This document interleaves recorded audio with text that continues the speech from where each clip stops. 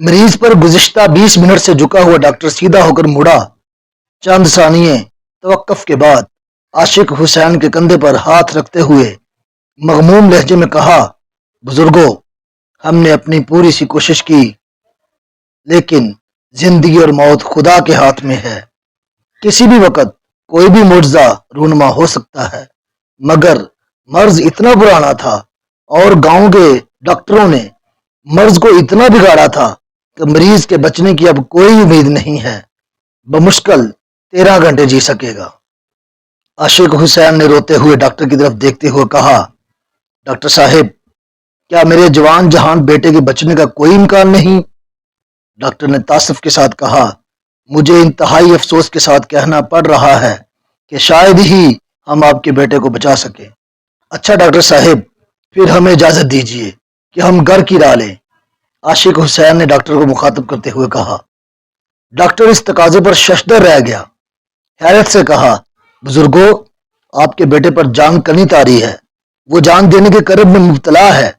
یہاں ہم اسے ایسی ادویات ڈرپ میں ڈال کر دے رہے ہیں کہ جس سے موت کا عمل کم تکلیف دہ ہوتا ہے، درد کا احساس کم ہوتا ہے اور روح قدرے کم تکلیف سے نکل جاتی ہے، اور آپ نیم مردہ بیٹے کو گھر لے جانے کی بات کر رہے ہیں۔ عاشق حسین نے افسردگی کے ساتھ کہا، ڈاکٹر صاحب، آپ موت کی تکلیف کی بات کر رہے ہیں، لیکن آپ زندگی کے درد سے واقف نہیں ہیں۔ کبھی تو غریب رہ کر زندہ رہنے کا تجربہ کر لیجئے، کبھی تو غریب کی طرح مر کر دیکھ لیجئے۔ آپ کو کیا معلوم، غربت کی زندگی اور غربت کی موت کسی محشر سے کم نہیں ہوتی۔ ہمیں ہسپتال سے جانے کی اجازت دیجیے، سرکار پر مزید بوجھ نہیں ڈال سکتے۔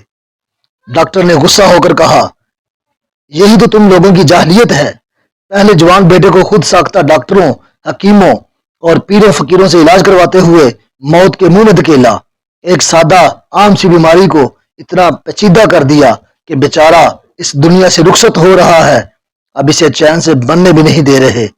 کیا یہ آپ کا بیٹا نہیں ہے؟ کیا یہ آپ کا دشمن ہے؟ عاشق حسین نے پھوٹ پھوٹ کر روتے ہوئے کہا، ڈاکٹر صاحب، اگر یہ چین سے مر گیا تو دنیا والے مجھے چین سے جینے نہیں دیں گے۔ میرے بیٹے کی دردناک موت میں میری عزت مندانہ زندگی چھپی ہوئی ہے۔ ہمارے گاؤں تک بس کا کرایہ 120 روپے ہے اور ایمبولینس والے 6000 مانگتے ہیں۔ بس والے میت کی ٹکٹ نہیں کاٹتے اور نہ ہی مردے کو سیٹ دیتے ہیں، البتہ رستے میں اگر سواری مر جائے تو لاش کو اتارنے کا نہیں کہتے۔ آپ نے 13 گھنٹے مزید زندہ رہنے کا کہا ہے اور یہ تجہیز و تکفین کے لیے مناسب وقت ہے۔ ایمبولینس کا کرایہ آخری رسومات پر خرچ کر لوں گا اور بس میں انشاءاللہ اسے موت بھی جلد آ جائے گی، جان کرنے کی عذاب کا درانیہ بھی کم ہو جائے گا۔ ڈاکٹر یہ سب کچھ سن کر سن ہو گیا، بنا کچھ کہے چل پڑا۔ عاشق حسین بیٹے کو ٹکٹکی باندھے اس وقت تک دیکھتا رہا جب تک آنکھوں میں امڑتے ہوئے آنسوؤں نے اس کا چہرہ ڈانپ نہ لیا تھا۔ اتنے میں نرس نے آ کر عاشق حسین کو ڈسچارج سلپ تھماتے ہوئے کہا، بابا جی، آپ مریض کو لے کر جا سکتے ہیں۔ عاشق حسین بوجھل دل اور شکست خوردہ قدموں کے ساتھ گاؤں کی طرف چل پڑا۔ بس میں دوران سفر اب بھی وہ گاؤں سے کوسوں دور تھا۔ وہ تجہیز و تکفین کے پورے انتظامات کو ذہن میں ترتیب دے چکا تھا۔ آج جمعہ مبارک کا دن تھا، صبح کے 10 بج رہے تھے۔ اسے امید تھی کہ گاؤں پہنچتے پہنچتے اس کے بیٹے نے جان دے چکی ہوگی۔ گاؤں والے آنن فانن قبر کھود کر تیار کر لیں گے، کفن، عرق گلاب، سخات کا صابن، مولوی صاحب کی جائے نماز اور دیگر تمام لوازمات گاؤں کے بازار میں سلام دکاندار کے پاس دستیاب ہوتے ہیں۔ اس نے انگلیوں پر موٹا موٹا حساب لگاتے ہوئے تخمینہ 4500 کا نکالا۔ اس کے علاوہ کل تک اور بعد میں بھی فاتحہ پڑھنے کے لیے آنے والے مہمانوں اور دور پاس کے رشتہ داروں کے لیے آٹے، دودھ، پتی، چائے اور گھی کا شکر کا خرچہ اس کے حساب سے کوئی 2500 بن رہا تھا، اور تقریباً اتنی ہی رقم اس کے پاس بچی ہوئی تھی جو اس نے بیٹے کے علاج معالجے کے لیے گھر کا آخری اثاثہ بیل بیچتے ہوئے کھڑی کی تھی۔ انسانوں سے تو جانور اچھے ہوتے ہیں، ضرورت کے وقت کام تو آ جاتے ہیں، اس نے لمبی سانس لیتے ہوئے سوچا، ورنہ انسان تو مشکل میں منہ موڑ لیتے ہیں اور خام خواہ کے لیے اشرف المخلوقات بنے پھرتے ہیں۔ ورنہ کہاں جانور اور کہاں انسان۔ جوں جوں گاؤں قریب آتا جا رہا تھا تو اس کی پریشانی بڑھ رہی تھی۔ اس نے جنازے کا وقت ظہر کی نماز ادا ہوتے ہی طے کیا تھا اور مغرب تک ساری رسومات ادا ہو چکی ہوں گی۔ مغرب پڑھنے کے بعد مسجد میں گاؤں والوں اور مہمانوں کو جو کھانا اس نے دینا تھا اس کا انتظام اس سے نہیں ہو پا رہا تھا۔ کسی سے ادھار لینا تو نہ کٹنے والی بات تھی۔ زندگی بھر گاؤں والے تانا دیتے کہ بیٹے کو ادھارے کا کفن پہنایا تھا، مسکینوں کی طرح زمین میں گاڑا تھا، بغیر رسومات ادا کیے جانے کے دفنانا تھوڑی ہوتا ہے، گاڑنا ہی تو ہوتا ہے۔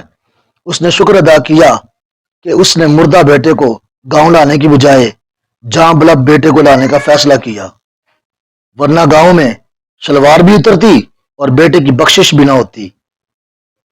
گلابو موچی کے ساتھ یہی تو ہوا تھا۔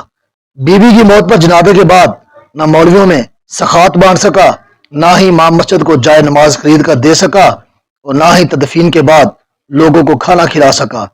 مولوی صاحب تو صاف بات کرنے کے عادی تھے۔ انہوں نے بربلا کہا تھا کہ گلابو موچی کی بیوی کی بخشش نہیں ہوگی، اور اگر پھر بھی کوئی نیکی کام آ گئی اور بخشش ہو بھی گئی تو عذاب قبر تو تا قیامت پکا ہے۔ بیچارہ گلابو، بیوی بھی جہنمی اور وہ بھی۔ عاشق حسین کو جرجری سی آ گئی اور ایک مرتبہ پھر اپنے آپ کو داد دی کہ بیٹے کو جان کرنے کی حالت میں ہسپتال سے نکالا، ورنہ اگر یہی پیسے ایمبولینس پر خرچ ہوتے تو اس کا انجام بھی گلابو جیسا ہوتا اور بیٹا بھی عذاب قبر سہتا۔ اچانک عاشق حسین کو زبردست جھٹکا لگا۔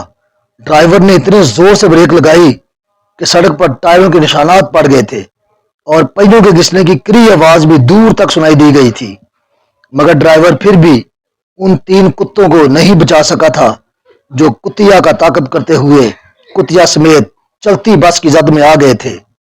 جنس کی شدت ہمیشہ حواس چھین لیتی ہے، محبت اور عقل اسی لیے تو ایک دوسرے کی ضد ہے۔ بریک لگنے کی شدت سے سواریاں ایک دوسرے پر لڑک گئی تھیں۔ بس میں یکدم سے افراتفری مچ گئی۔ 3 کتے، ایک کتیا اور عاشق حسین کا بیٹا ایک ساتھ مر گئے۔ ادھر 3 کتے اور ایک کتیا بس کے نیچے آ کر کوچ کر کے، اور ادھر عاشق حسین کے بیٹے کی روح کف سے انسری سے پرواز کر گئی۔